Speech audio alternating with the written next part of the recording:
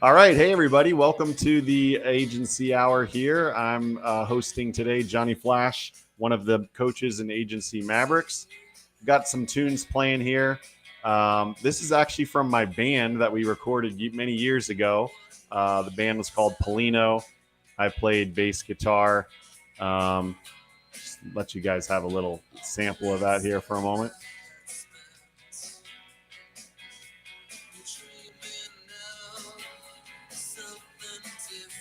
Cool. Awesome. Well, good to see all of you guys here. And glad to be hosting here on the Agency Hour. At Agency Mavericks, we're helping agency owners, level up their business through building out a team, a sales process, and getting their operations all squared away. So we're here to help you guys. That was not me singing. No, I was just playing bass guitar. But thank you, Max, for thinking of me like that. I do appreciate the thought there. Anyways, we are excited to have a special guest here today. Manish from E2M is going to be coming on talking about hiring and team. So please give Manish a warm welcome here as we jump into today's conversation. Hey, Manish, how's it going? Going good, Johnny. Everything is good. Thank you for having me on the show. Really appreciate and excited to speak with you today. Yeah, awesome. For those of you that don't know E2M and Manish, just give us a quick overview, if you could, Manish, on what E2M Solutions does and what you guys do. Yeah, so E2M is basically a white label agency. So we work with digital agencies mainly and only to help them like scale their bandwidth problems so they can like take on more projects and free up their time. So we essentially provide like white label services to digital agencies. Mm-hmm. And I'm the founder of E2M, and I Mm-hmm. started this company back in 2012, 10 years back. We just recently last month celebrated our 10th anniversary. So yeah, Wow. it's pretty much like it's been fun. Like I've been like part of agency ecosystem since last decade, and Mhm. yeah, love helping agencies grow and scale. That's awesome. So how did you get into it? Did you just say, "Hey, I want to offer a white label service"? Were you running your own agency and seeing other agency owners struggle with the operations, or what? Yeah, so it's kind of a long story, but I'll try to put it in a short way. So Sure. before I started E2M, I was working for two different companies, and it was kind of like so I've been like a really good observant from my early days. So I observe things very closely, and I think I was lucky enough to identify and understand the whole ecosystem from the very beginning. So uh, I personally think and believe that when you want to start a business, right, you want to understand your position in this ecosystem really well, right? So uh, me being in India, I understood the ecosystem that okay, if I want to build this business and grow this business in India, like what's our position in the ecosystem, right? And that's where I identified that okay, there are tons and tons of so many agencies, uh, kind of like mainly solo agency owners and even like small agencies. And now these days, like we work with a lot of mid to large size agencies as well. They really want to start the agency business, scale the agency business, grow the agency business, but they do not want to kind of like go into the pain of running an operation, Mm-hmm. hiring, Mm-hmm. and managing team and people and everything. So running kind of an operation, they still want to grow the agency, right? Mm-hmm. That's where I identified the sweet spot that okay, how about if we have a position, strong position in this ecosystem where Mm-hmm. we kind of like introduce our services as a purely white label, right? So Sure.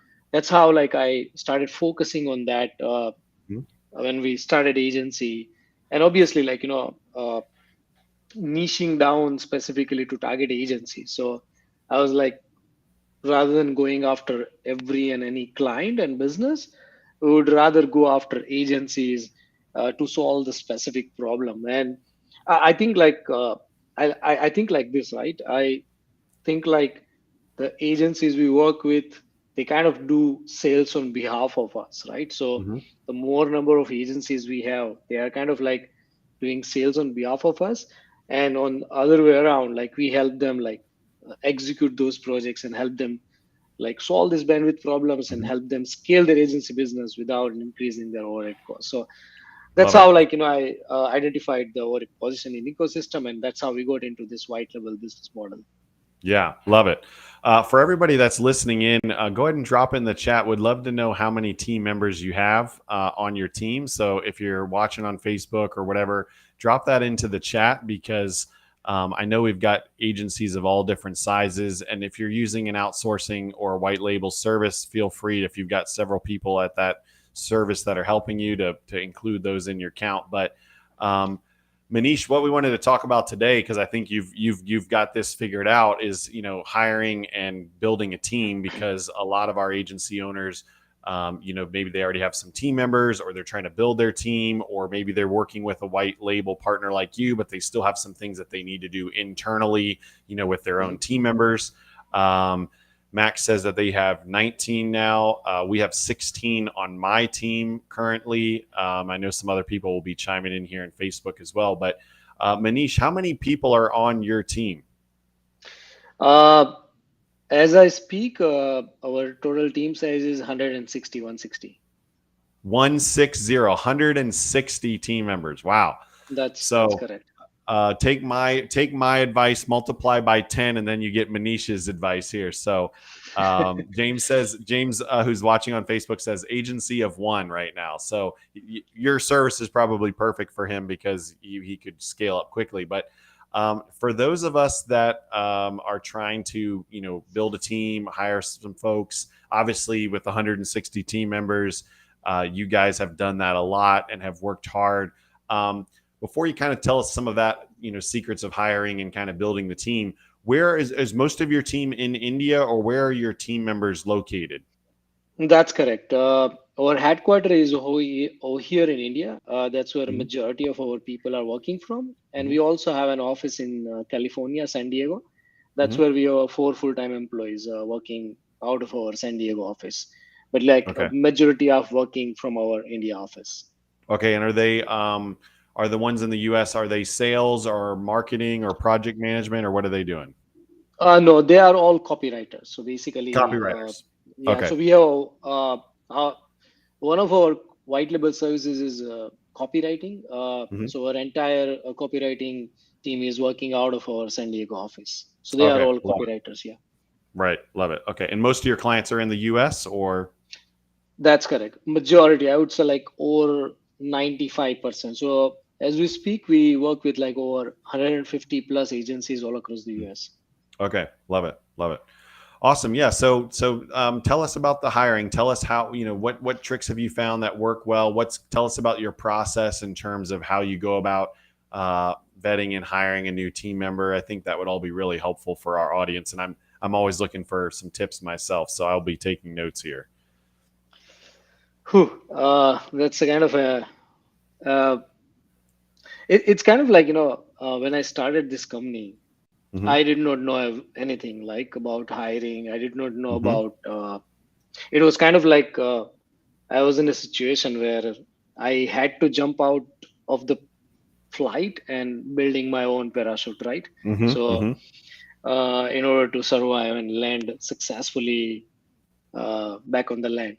So uh, there are a few things, yeah, work for me, and I feel like those are the things are definitely can be helpful. So I think one of the most important thing in the current era, I'll speak more about the era we are in right now, Hmm. because it has been changed a lot over Hmm. the course of 10 years. Like you cannot do the hiring in a traditional way, like how we used to do it earlier, right? So I think in the current era, uh, one of the most important things which I kind of look for uh, is essentially can this person do this job without a title, right? So imagine if I'm hiring a project manager, Hmm. I would not be hiring someone who is holding a title Mm-hmm. of a project manager. Instead, I would look for someone who is doing the same job without a title, right? Mm-hmm. Mm-hmm. If it makes sense. So Yeah. uh, my idea is, and by by no means I'm saying like people who are experienced are not eligible, are not good hire at all. But Mm-hmm. I strongly feel like, uh, there are so many people who have the right traits, who have the right abilities, and they are kind of doing it, but they just don't hold the title, right? And they kind of need a push to do better in that job. So I think I would rather. So I think in the conventional way, people hire, like where you look for certification, uh, you look for like experience, which is fine, right? But I think that doesn't just qualify the person to be eligible for what you are looking for, right? Mm-hmm. uh, the traits are very much important. I'll give you one example, right? So I'll again take an example of hiring a project manager.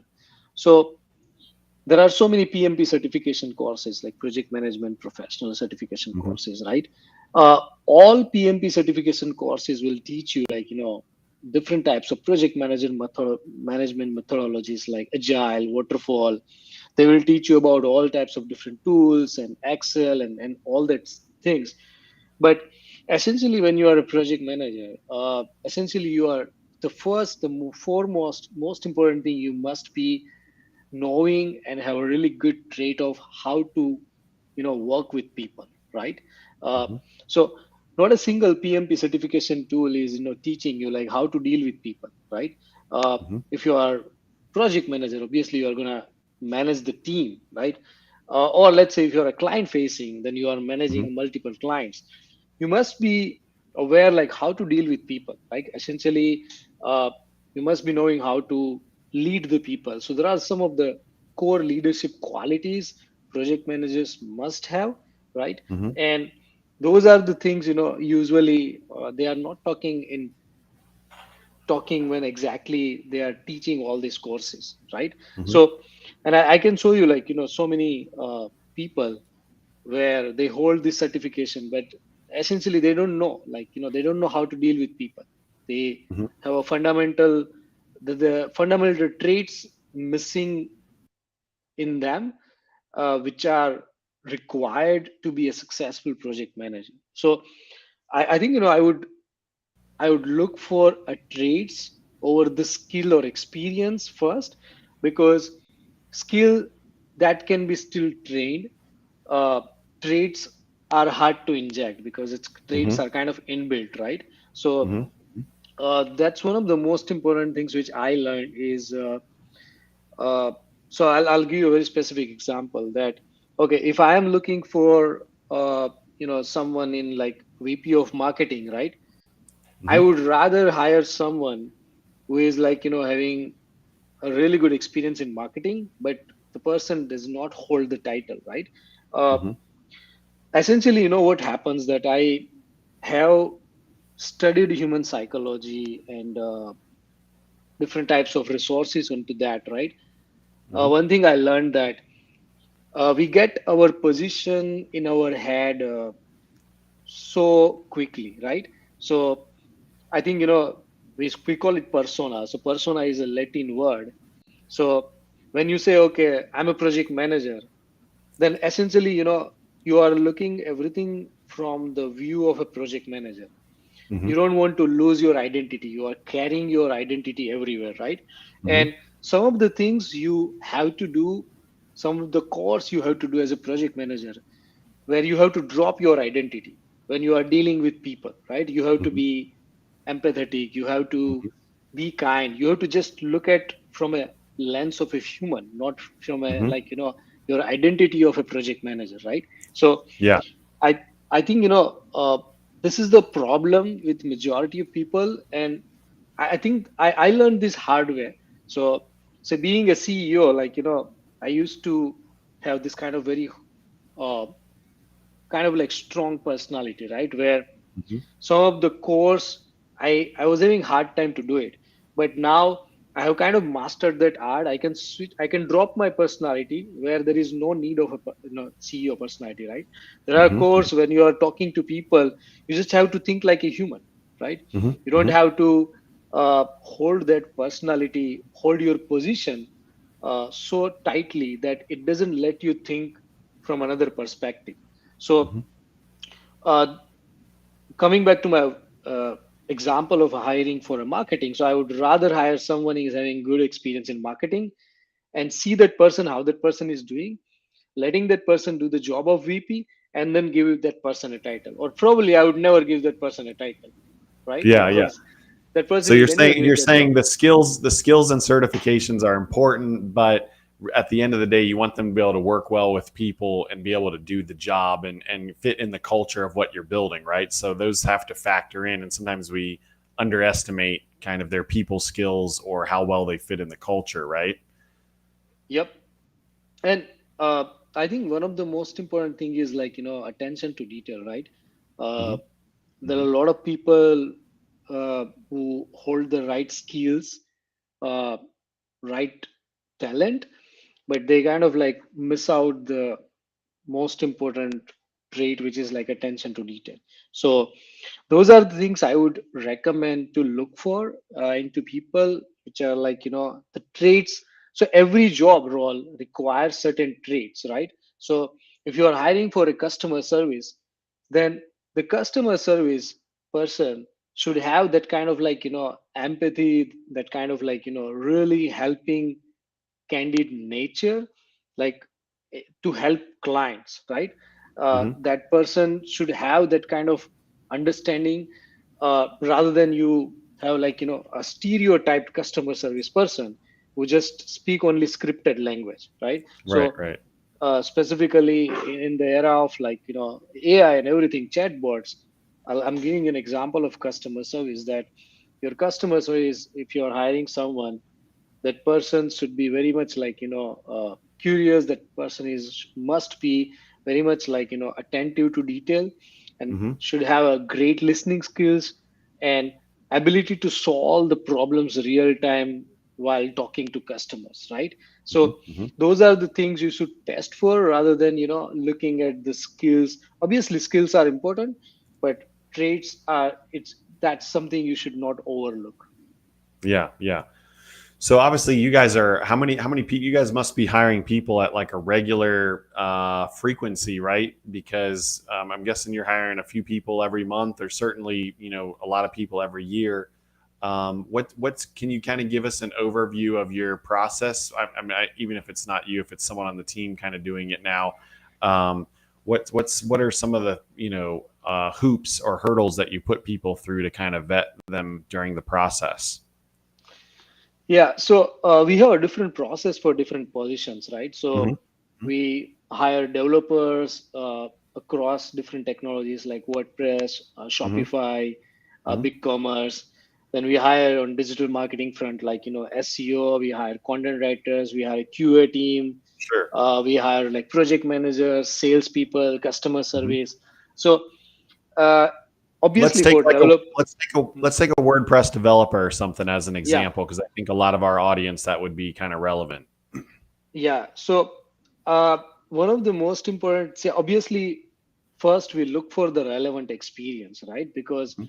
it is kind of like, where we only hired experienced developers, Mhm. because when we onboard any agencies, they look for the expert level of work. So we do not Right. have a Right. concept of like junior developer or senior developer. So obviously, we look for the developers who got the right standards. Mhm. So we try to understand the standards they have been following. Uh, they should have a complete understanding about the WordPress ecosystem, and how much like regression testing they are aware of, right? So Mhm. those are the technical things I'm talking about mainly. So it first is skills, obviously. Mhm. We kind of run a practical test, they have to pass through certain tests, and then after we do this traits testing as well. We look for like cultural fit, that okay, if they are fitting in culture, teamwork and everything, so we have certain standards and like that. So we definitely go through this process, like checking their abilities, running, doing a practical test, and then we look for the traits as well. So I think it's a standard process. But yeah, it's our process is very, like, vigilant, and it's well defined. So uh, I'm very happy to say that our we have extremely lower churning ratio. I think Mm, whenever someone is getting through uh, the process, hiring, definitely they have gone through a different stages, right? So, and uh, we make sure that we have a 3 to 4 different layers and 3 to 4 different round of interviews. So mhm, we have people who have been working with us since last 8 years. They exactly know what we are looking for into people, apart from just, like, uh, their skill set. So accountability, complete responsibility, ownership, teamwork, their attitude towards others, right? Those are the most, their communication, their flexibility. Those are the things they look for. Apart from, these are the traits we look for, apart from right. just the technical thing. So I think we have a well-defined process. So Mhm. yeah, our selection ratio is also very lower. Like if we are interviewing like 10 people, hardly we are hiring like one or two people out of 10 people. So Mm. just because of this process. But yeah, this is kind of well-defined process we have defined. Love it. That's awesome. Because I think one of the mistakes that I see agency owners make as I'm coaching them, in their business and stuff, is that often they just, they're so overwhelmed with everything that they just kind of hire the first shiny looking person that they come across. They don't do 10 interviews. They don't do 4 rounds of interviews. They don't interview 10 different people, and they just kind of like say, oh, this person breathes and has done some WordPress and seems like they'll be a good fit. Yeah, So, we'll hire them, right? And then they're all excited initially, and then they get a few weeks or a month into it, and then they're like, oh man, this person's a nightmare. They're not showing up, or they don't communicate well, or I'm having to redo all their work. And it's like they didn't take enough time up front to really get to know them and confirm that they would be a good fit. And then they kind of, suffer the consequences. So, um, what are some of the pitfalls that maybe you've kind of experienced over the years, or have seen maybe a team member make, or something that when it comes to hiring, that just some things to look out for maybe? yeah. Before I answer that, I would like to just add one more thing. What you said last, right? I think, yeah, that's super super important. That when you have a dire need, at that time you have to be super super cautious, because then if you are interviewing one person, you have made up your mind that, okay, I'm going to hire this person regardless Mm-hmm. of is good or bad, because I'm in need of this developer. I think that's the most important mistake a lot of people do, and I would say, like, staying away from that, because that's going to cost you even more, right? Because and then that brings to, I'll lead to the answer of the another question you asked about the Mm-hmm. pitfall. So one of the things you know I kind of make sure is, whenever we have like highly experienced senior people is we are hiring, I make sure that I personally take one round of interview as well, just to make sure that, I'm very obsessed about the people who are highly experienced, and Mm-hmm. making sure they are the right fit, right? So recently we had this experience where uh, our HR cleared the round, the project manager gave the green signal, and then I asked our delivery manager to take the interview, and I'm training our delivery manager about few things, and then we got to know that that guy is interested in completely different technology. So we asked kind of bold questions that, Mm-hmm. is that something you really want to do in your life, right? uh, and we get to know from certain answers that, okay, this is something they are not super super interested. It's just Mm-hmm. what they are doing for the sake of doing, right? So I think these are the kind of bold questions need to be asked. In terms of pitfalls, here are the few mistakes which I made, and we make sure that, do not repeat that mistakes. So when you hire someone, be it experienced or naive, or like, someone who's like mid-level guy or fresher, even with experienced people, you have to understand that they are not going to get you the results output from day one, right? So Mm-hmm. I think you have to have processes, you have to have like systems in place that, okay, Mm-hmm. what is the onboarding process is looking like, right? So you have to let that person sink in your processes in your organization to make sure that you set the right expectations, right? Oftentimes, and that doesn't mean like uh, you let that person to take forever, like large Right. corporates happening, like people are sitting on batch for months and months, but not on immediate basis, right? So Mhm. there will be a week or two where they'll be taking time to understand things, and you try to understand their curiosity, and you do not limit. Okay, I'll only throw certain things at you because you are just starting out. Sometimes Mhm. you underestimate. I Right. recently hired few people, and kind of like they have been working with me since just for 1 month, and I feel Mhm. like they have been working with me since very long. So I kind of underestimated. I was Mhm. kind of slow throwing things at them, Mhm. and then I realized, their capacity is like way more than I anticipated, right? Yeah. So Yeah.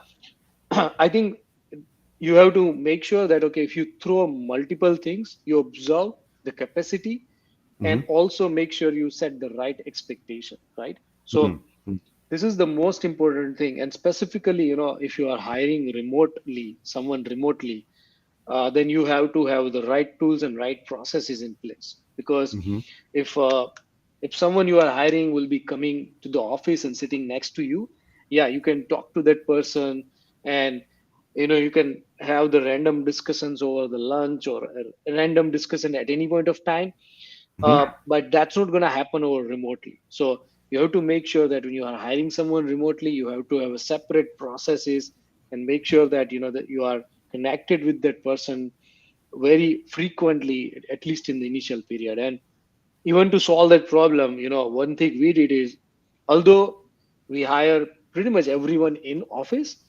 there are few people, we find them really good, and they are unable to come to the office. They want to join us remotely. So we started doing one thing. We asked them to come for 4 weeks, 1 month in the office for the first month.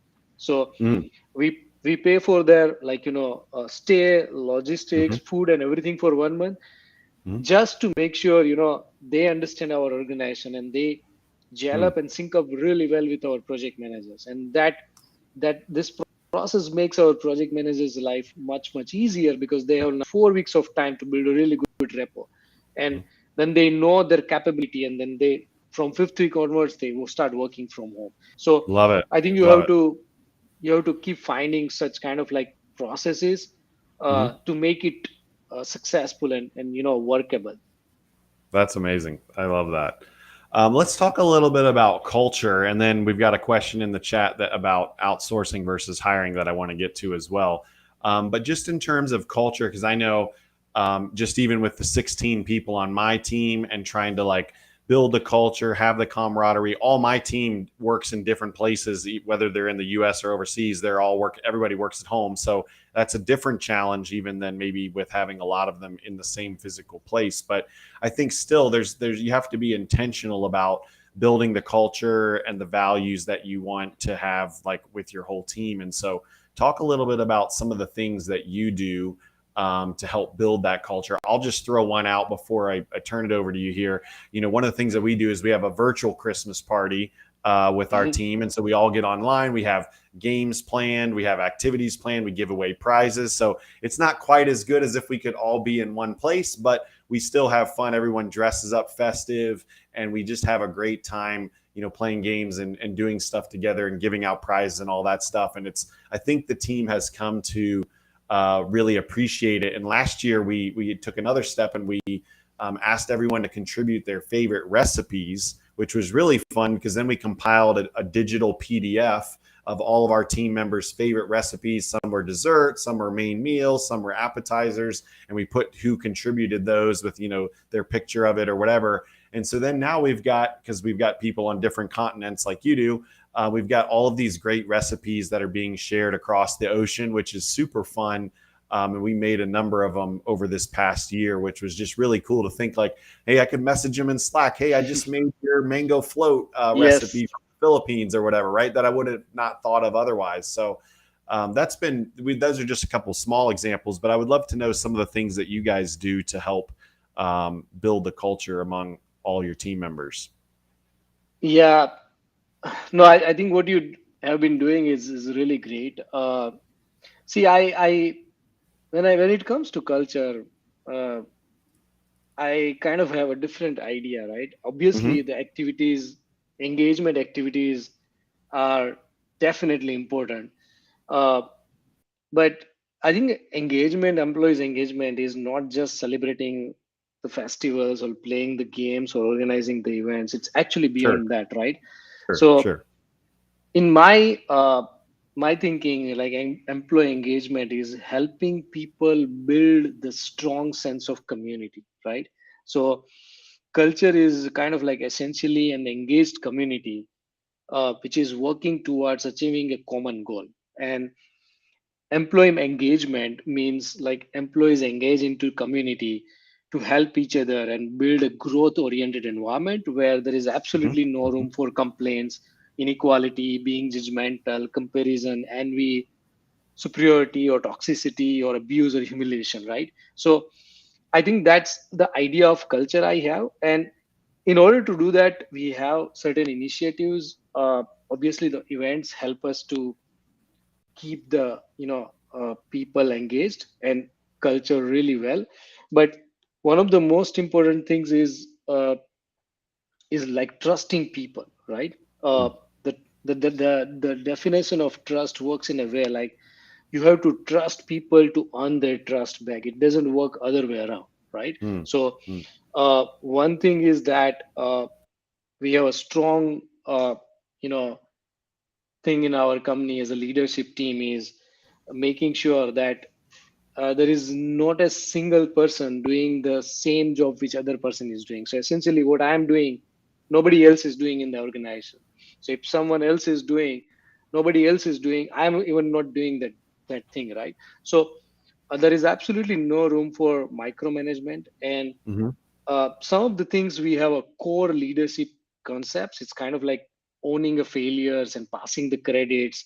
So I have this rule for our leadership team that if you want to take any credits, then you should not be in our leadership team, right? Hmm. If you Hmm. are in a leadership team, you have to only own the failures and pass the credits. That's what your job is. And you have to make sure that your job is to help your team win, essentially, right? So uh, I think Love that. this way, uh, the culture builds in a way like they always think like the people who are at top, they are people who are in leadership, they are here to help us grow.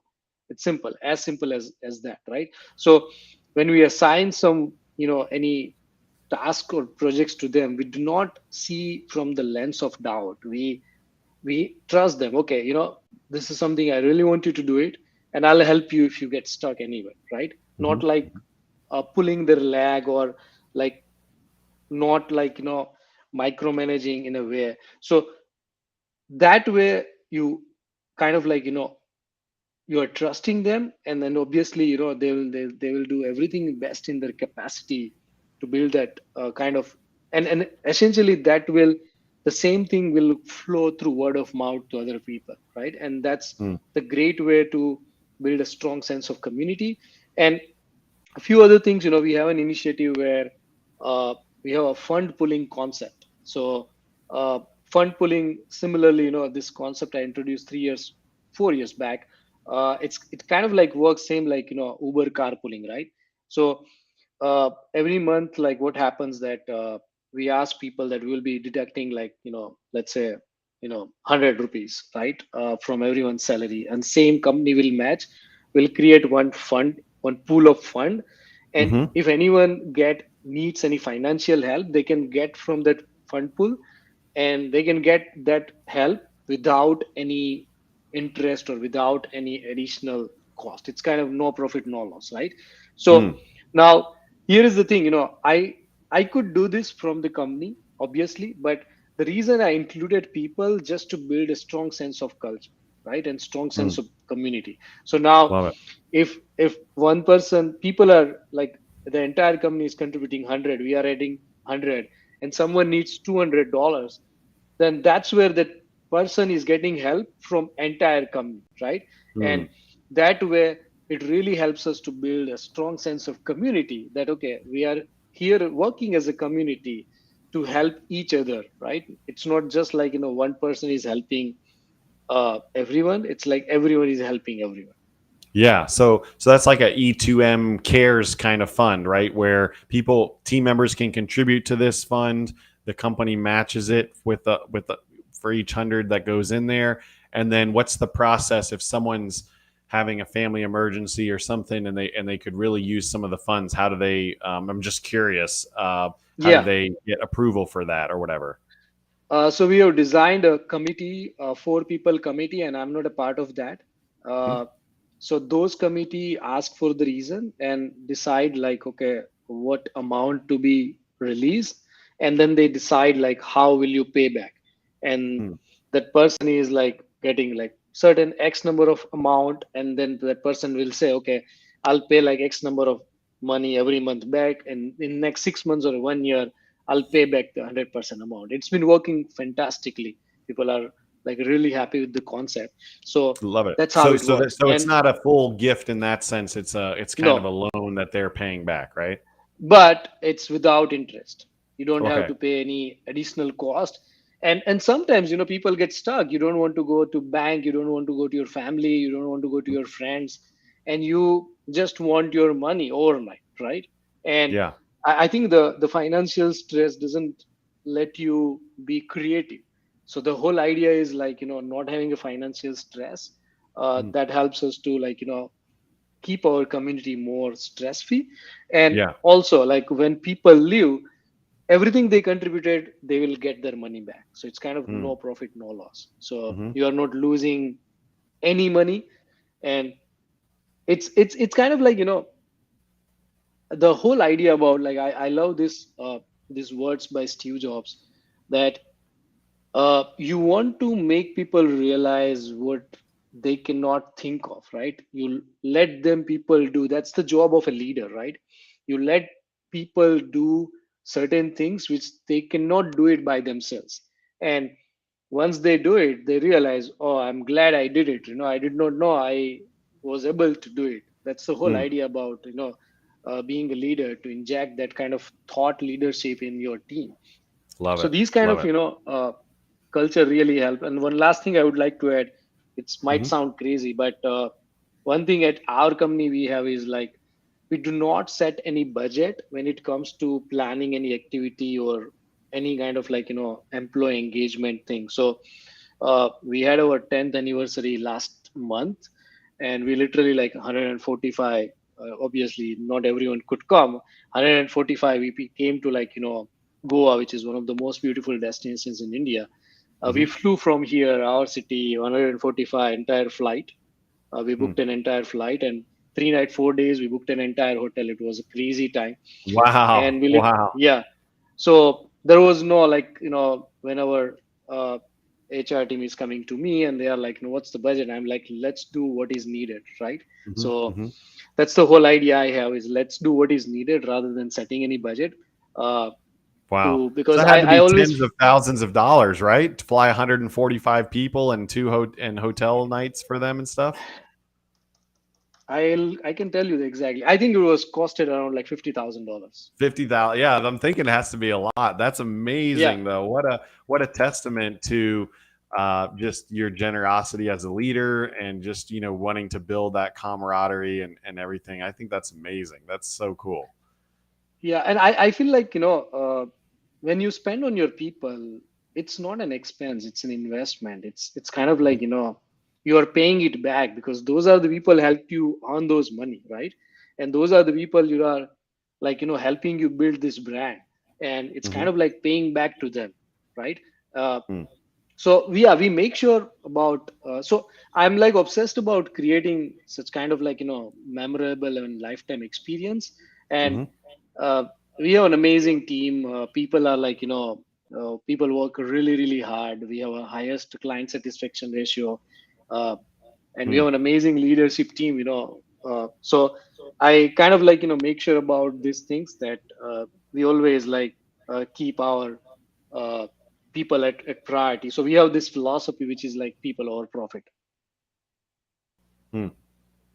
Love it. So these kind of different things. So I think, building a culture is not just about one thing. Hmm. Hmm. Obviously, engagement activities are important, but you have to plan certain initiatives where people are involved actively, and you have to make sure, essentially you are building a great sense of community within the people. And inevitably, you will not run into problems where there is an envy, that people are not helping each other, you know people are like, jealous of each other, like why this person is like, why am I Hmm. helping this person, I'm not responsible, why am I answerable to this person, who is this person to tell me this, like those kind of. Yeah. So you can Yeah. kind of get keep those kind of problems away when you Yeah. have a strong sense of community. That's incredible. That's incredible. Manish, wow. I'm just inspired listening to you. It's so good. Hey, before we run out of time, we do have a question in the chat, and anybody else who's got questions, feel free to drop them if you're watching on Facebook. But they said they would love to know if you could go over, and I have some thoughts I can add as well. But what are the advantages to outsourcing versus hiring? Obviously, for yourself, you've hired, you've got a whole team that you've hired. Obviously, for people that are using your company, they're choosing, at least for part of their business, to outsource. So obviously there's pros and cons for both, but talk about the advantages of outsourcing versus hiring. Yeah, I can speak like for hours and hours and hours We without got time. about 10 minutes, so we'll have to I know, condense it I know. down. I'll keep it brief. I think, see, here is the thing. Everything has its own pros and cons, right? Mhm. So when you are hiring, obviously you understand what kind of structure you want to build, right? So if you Mhm. are an agency, if you want to keep everything in house, right? Uh, Absolutely, you have to hire. There is no other option. But if you Mhm. can do a smart way of doing a combination of hiring and outsourcing, so this Mhm. is my advice to agency owners: is hire a key people, in house, like full time, which is project managers, sales, account manager, customer service, those kind Mhm. of people, maybe a creative designer as well, who are kind Mhm. of absolute need uh, of an hour, where you will have to have a very strong coordination. You need to hire those people in order to free up your time. This is an advice for agency owners, right? So who can Mhm. communicate with your, so sales team is bringing your clients, project managers and account managers are like, taking care of your clients, the designer is putting together the designs and like that. uh, you can think about like, maybe outsourcing your development needs, just because it happens behind the scene, and Mhm. the technology keeps changing, evolving, right? So Yeah. Yeah. just to give you an example, if you are hiring a WordPress developer, not every developer will be knowing like Divi, Beaver Builder, Oxygen Builder, or Mhm. any Mhm. all types of Elementor and everything, right? So Right. that's where you might need a dynamic resources, and Mhm. that's where outsourcing really helps, because today you get a client who needs a website in Divi Builder, tomorrow they might need an Oxygen, and then you are kind of stuck, because now you have in-house someone developer, and but that developer cannot work that. Or maybe Mhm. tomorrow you get a client who needs an e-commerce website on Shopify, tomorrow you need a client who needs something help with, like, maybe building a WordPress plugin, right, which Mhm. requires a high level WordPress backend developer needs. So uh, having like combination Mhm. really helps you to scale and grow faster. Yeah. But Love yeah, that. absolutely, Love. you have to understand the pros and cons of everything. Yeah. And I think you're right. If it's something that you only need every once in a while, maybe it wouldn't make sense to hire someone, right? Because you don't Correct. have 20 hours of work for them to do, or you get that niche request that you're like, oh, I really don't want to get into Shopify, but if I have this resource, I can offer Shopify help, or whatever it is. I think those are great points just in terms of some of the advantages and disadvantages. Obviously, also with outsourcing, a lot of the management of the team and all of that kind of Yes. stuff happens behind the scenes. So you don't have to worry about it so much, because usually you have like a project manager, someone who's dealing with the actual team who's doing the work. So it kind of automatically creates a layer between you and the person doing the work. Versus obviously, if you're a team, you've got to kind of figure that out yourself, in terms of who's managing them and all of those things. So yeah, I think Yeah, those and are great insights. I think like that, right? see, you cannot outsource sales, right? You Hmm. cannot outsource marketing, branding of your business. You cannot outsource like account management of your handling your clients. You cannot outsource customer service. So those are the things inevitably you have to do it in your in-house within your agency. So Hmm. then the part which is like can be outsourced is like, when you get projects on board, like projects execution, right? Those can Hmm. be outsourced really well. So it's kind of like create a win-win. So you better want to spend your time and energy which are like, you know spent where the highest ROI is there, right? So, Hmm. and of you obviously, like, you have to think from a cost perspective as well. So Hmm. your if your margins are lower and want to take more and more projects on board on a lower margin, then outsourcing is the only option you have. Hmm. Cool. Awesome. Well, Manish, man, if you heard my keyboard clicking, it was because I was taking notes on all of the great insights. And I think my biggest takeaway from everything that you shared, which was just gold nugget after gold nugget, was I love the part when you said leadership owns failures and they pass the credit. I think Yes. that is just that mindset part there where the leadership is constantly owning their failures and passing the credit to the team or whoever was involved, I think is really huge. And I just love that. So before, as we kind of wrap up here, Manish, any parting thoughts or any last things that you want to share here? Uh, I think one last advice I would share is like to agency owners, like free up your time. I think, uh, to not fall in love with your daily course, daily job. Mm-hmm. Uh, Agencies like love clients and love sales, and obviously, which is great. Love like operations and managing team, but I think one advice I would say is like make sure you hire a VA. So I recently hired someone like 2 months back, and as that guy is helping me a lot to free up my time. So Mm-hmm. free up your time. One framework I follow is something everyone should follow is like uh, free up your time.